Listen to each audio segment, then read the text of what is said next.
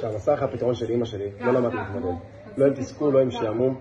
מחקר שנעשה בקנדה מוכיח שזמן מסך עודף פוגע בפעילות חיונית, התפתחות, כמו משחק חופשי ושיחה עם ההורים.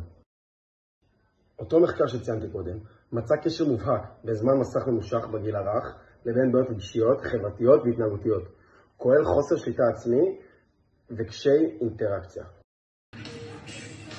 אמנם הייתי שקט מול המסך, אבל המוח שלי עבד שעות נוספות. גירוי מהיר, צבעים, צלילים, בלי הפסקה. נראה לכם שעניינו אותי משחקי קופסה?